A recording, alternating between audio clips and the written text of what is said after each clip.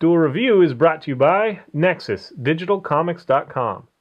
On today's Duel Review, it's I Saw the Devil. I'm RJ. And I'm Nick. Let's get to it.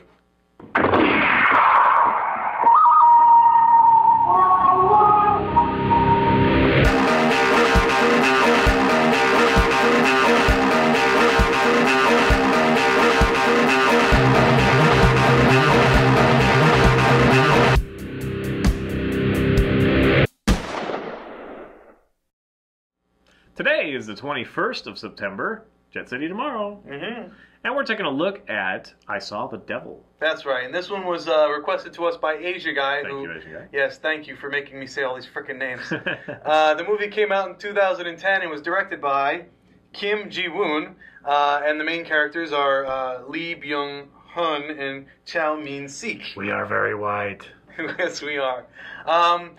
This one was actually in my queue for a while, but I kind of refrained from watching it. Yeah, because actually I it was on mine too. I didn't even realize it, but...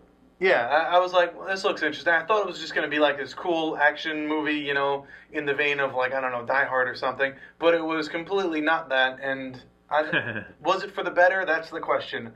Because it's definitely different. It absolutely is. Basically what happens is Soo Hyun, who is a secret agent... Right, who is a secret agent. Undercover agent. Yeah, his fiancée goes missing. She was stolen by Kyung Chul, who's played by Chow Min-sik. Chow Min-sik. I'm going to try and get all these names right. Anyway, I'm sure you didn't get any of them right yet. So she was kidnapped, and Soo Hyun goes searching for him. By the way, this is a Korean film. I don't know if you got that by the names, but it's a Korean film. So he goes searching for his fiancée. Turns out that she was murdered by the serial killer, whose name I'm not going to say now. Turns out she was killed, and he wants revenge, so he goes in search of the killer. And when he finally finds him, he beats the crap out of the serial killer, but then pays for him to get better so that he can beat the crap out of him again. Yeah, it's kind of a cat and mouse after that, and just trying to make him suffer and pay. Right, for all the horrible things. And I mean, they are not the cinematography aspect. They are not shy about showing you all the horrible things that they did. I mean, well, it's not really cinematography. But well, yeah, okay. They don't cut. Right. When American audiences would probably cut rape. That's what we're talking about. There's some rape scenes in here that are hard to watch. What else do you want to say before we dissect it a little bit? Well, it goes to that place where it's kind of expected, and then is different than you expect. Right. So it does go back and forth with the whole cat and mouse. You understand why he's doing it, but you follow the killer, and I think that there might be moments where they want you to sympathize with the killer, but I never did. Yeah, no, neither did I, but I think that's absolutely true. One thing I did want to say is this movie is 2 hours and I think 22 minutes long. It's a very long movie comparatively. Yeah. And when the first time that the secret agent gets to the serial killer and starts beating the crap out of him, you're like, wow, is this movie over already? It's been 2 hours? And then suddenly he's like, nope, leaving you to live, and I'm going to pay for your hospital bill. Now you go back out there so I can hunt you and beat the crap out of you some more. All right, so I'm going to say right off the bat that I believe that I like this better than you do. Okay. There are some things that I don't like. As far as, of course, the gratuitous rape, whatever, I don't really need to see that. Whatever. I guess it works in a way because I really want the stupid cop to show up before this stuff happens. But he shows up right after or like right during. Right. It's like, why don't you just show up a minute earlier and my American sensibility would be, satisfied. But I do think there's a lot interesting, so I will talk about that. The other thing I don't like, though, is that 2 hour and 20 minutes, I believe it could have been 2 hours really easily by shortening some of the scenes that just hold for a ridiculous amount of time that don't seem to really gain anything. I'm all for, experimental directors, and if there's a moment that you just want to sink in to hold. Right. But it doesn't seem to be when they hold. I'm not sure why they do it, but, maybe it's just a, lost in translation type of thing. Forgiving that or whatever. There's also some... suspension of disbelief as far as the killer hitting you in the head with a pipe 5 times and you're not dead. Yeah. Like that, blood spurting everywhere, and it is a gruesome moment, but it's one of those things that rationally they would be dead. There's no way they would come, conscious again, and it's not like, the towel over the mouth or something and then they wake up. It's, you were just hit in the head and you lost consciousness and a lot of blood and whatever.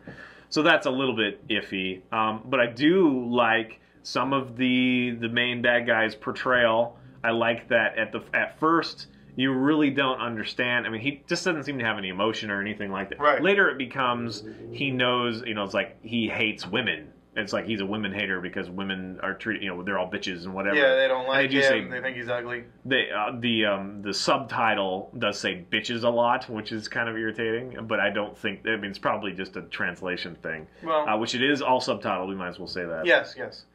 But what I find interesting, and really interesting, actually quite a bit interesting, is the notion that if the good guy, he wants to make the other guy suffer, how does he do that? That's really interesting to me. Right. And taking that risk of letting him out over and over is interesting. I guess I could say, it could be more interesting as well. Right.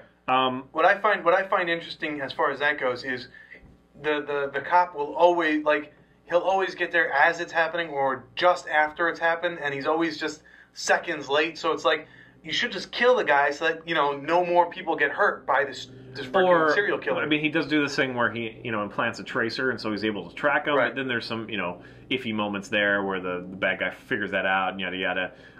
And that is compelling in a way, but if he knows where he is at all times, then why is he letting this happen? It's because here's the thing: if you want him to pay, then great. You get him this moment of thrill where he thinks he's alone, and then you go in. You don't let him have the pleasure of raping someone because it obviously is a pleasure to him, kind of thing. But again, if they had kind of truncated that could just be my American sensibility. I don't know. Yeah, I don't know. I think. But there is stuff to like. I don't think we spend near enough time on the police officer. I would like more character development. Right, we definitely follow more the serial killer than the police officer. The police officer just shows up and beats the crap out of the serial killer. Before I forget, there are two moments that actually made me laugh out loud. The first one was just that moment, everybody has it, but it was just funny to see where, he's talking to his girl and he goes in the bathroom or whatever. He's like, I love you, and sings her a song, and then somebody else comes in. That made me laugh because I wasn't expecting that. That was pretty funny. And then the second time was when the one guy got stabbed through the hand. And he's trying to pull it out, and the handle comes off. Oh, yeah. He's like, oh, and he knows he still has to pull his hand through the metal. That was funny to me. That made me laugh out loud. Those were unexpected moments that I really enjoyed. Yeah, so I think that brings up a good point. This movie definitely shuffles or juggles a lot of different emotions. There is a little bit of comedy in there with the not the main serial killer, but the other one, the one who's a cannibal, he eats people. Right. Plus, there's a bit of paranoia. There's a lot of tension. There's a feeling of disgust that I constantly had through the entire movie. And aggression. There's just a lot of things that they juggle, and I think they do it well. Yeah, I definitely agree, and I don't want to generalize, but it seems that Korean filmmaking. I mean, I love The Good, the Bad, and the Weird. Right, that was fun. Great. We check out our review. And it has a lot of comedy in there. Yes. During serious moments as well. And yeah, I think they do that really well. I think that's something that they've learned, and it's also like anime. A lot of anime has that as well, so they capitalize on that, and we as Americans could stand to learn from that. But having said that, there are so many little things that I think keep this movie from being a great movie. I wish that they had maybe taken more time. I don't know the story. I don't know how well it was received, but to me, it's not the caliber of the other two that we've done recently. The Man from Nowhere and The Man from Nowhere and The Good, the Bad, and the Ugly. Weird. That was weird, yeah. So, yeah, it does definitely make me uneasy. It does tell an interesting story. It has interesting points. Right. I've noticed that Korean films the are special effects are okay, except for the blood spurting surviving thing. I think that was kind of fun though. Really? Yeah. You hit over the head with a pipe. It kind of reminds me of those old horror movies, Well, that's true. I mean, I kept thinking of the samurai movies where you cut the neck and it just goes squirts out. But yeah, no, absolutely. But this definitely wanted to be taken seriously, and it felt very like No Country for Old Men kind of thing. Okay, yeah. Like it was trying to be like that. Right.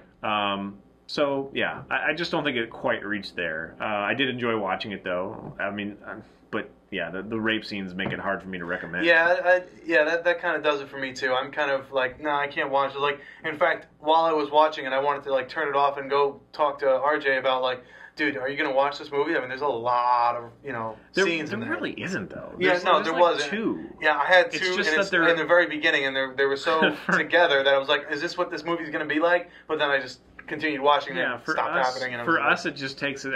We're sensitive to that. Yeah. So it makes it hard to, but it does give you a gut-wrenching feeling, that's for sure. Yep, it definitely does. And I think... well, that's another thing that I was actually talking to my wife, and the thing that I was, because she was like, she was there kind of on the couch while I was watching this movie, and she'd look up every once in a while and be like, what the hell are you watching, you know? And it was true. It's like, it's not that there are victims in this movie, it's that they're always like the innocent female. I mean, it's not till later that he does victimize a couple of men, but that's kind of out of necessity. It's not his choice. So it's, all the women are kind of like, oh, please, you know, don't, you know, kind of thing. So that irritates me as well. I want a strong woman that's like, what the fuck are you doing out so late at night? No, I'm not going to get in your van, fuck you, you know. Yeah, right. Like, it's just like, oh, well, okay, if you say so, you know, that's irritating to me. But anyway.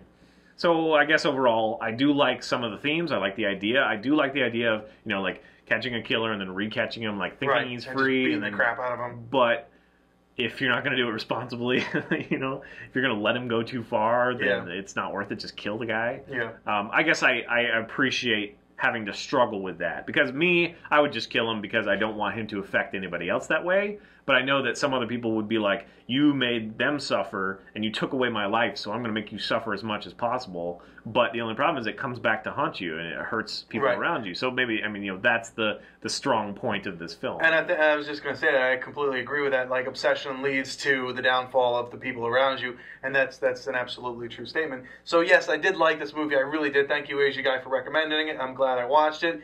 I'm probably not going to watch it again. Like, you know, it's like one of those movies where it's just a little... I do think it could be made better too, honestly.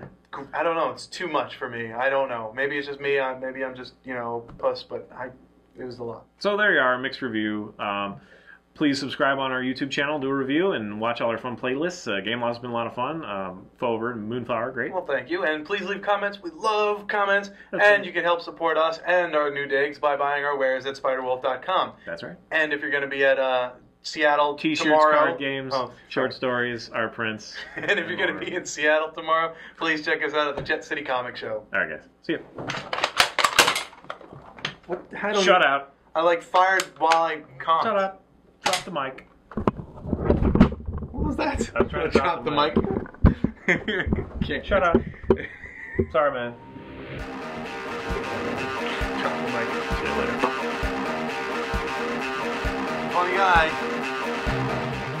Next week, we take a look at the comic Rotten. I Saw the Devil, where I get to thank Asia Guy for making me say all these frickin' names. On today's Duel review, it's I Saw the Devil. I'm RJ. And I'm Nick. Let's get to it.